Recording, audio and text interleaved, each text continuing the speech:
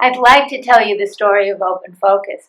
Looking back at it, it looks like it's a story that's cogent and had a beginning, middle, and end. But remember that this happened, each step of it happened without Les being aware of what was going to happen next. Just briefly, Open Focus is an attention training technique that says that the way you pay attention, not to what you pay attention, but the way you pay attention orchestrates brainwave activity. Brainwave activity reflects central nervous system functioning, and as you know, the central nervous system runs the whole show. Everything you think and feel and experience is processed through the nervous system. So open focus attention is saying you can control all that by changing how you pay attention. But it started back in the late 60s, and Les had just finished his doctorate degree and was doing his postdoc at the Brain Research Institute at UCLA. He was working with monkeys trying to track visual processing in the visual sphere of monkeys.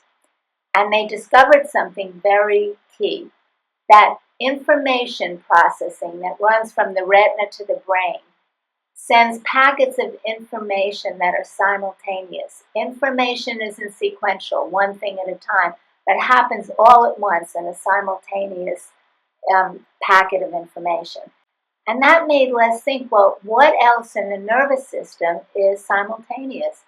And he remembered that there's a particular kind of brainwave called alpha that has properties of simultaneity, that everything in the brain is working at once to create these brainwaves. So he thought that would be interesting. And he also knew that there was a researcher, Joe Kamiya at University of California, who had done some experiments showing that people could tell when they were producing alpha and when they weren't. So Les thought, well, if you could tell when you're producing alpha, is it possible to learn to produce alpha? So he built what may have been one of the first neurofeedback instruments or EEG biofeedback instruments and decided to be his own test person. He hooked himself up and he figured he would be able to do this. Producing alpha, which is a brainwave of relaxed alertness. He knew all kinds of meditative techniques and guided imageries and relaxation techniques. He figured it would be a piece of cake. Well, he sat down, put the sensors on his head, and watched his brain waves and did all these techniques that he knew so well and thought would be helpful. And they just didn't produce any significant increase in alpha, which was very startling and very disappointing because he did 12 two-hour sessions and couldn't increase his alpha. Well, he was very despondent, and he just finally said, if maybe it can't be done, I certainly can't do it. And in a moment of great despondency, gave up. Fortunately, he was hooked up to the instrument, and at the moment of giving up, even though he felt terrible, his alpha increased manifold. Well, he wasn't a dummy. He knew it had to do with giving up, and he was able to continue to produce alpha and discovered that as long as he wasn't trying too hard, he could do it. But every time he would come in and say, now that I know it's about giving up, I'm going to give up even more. I'm going to try harder. It would plummet. And over many trials, which you can see in a graph of his early training, you'll see he increases a lot of alpha, then he plummets, then he's able to increase again, and then he plummets, and then increase again. That the process was one of letting go. Apparently, we don't know how to let go, but so it took some spontaneous letting go. Well, by this time he had done a great deal of alpha, and he felt like he was walking on air. He felt like his relationships with his family was more intimate. He felt like he had a sense of well-being and relaxation. Colors and sounds became more vibrant. He was even able to teach the hardcore physiology courses and psychophysiology with more ease. So he really wanted to do more with this.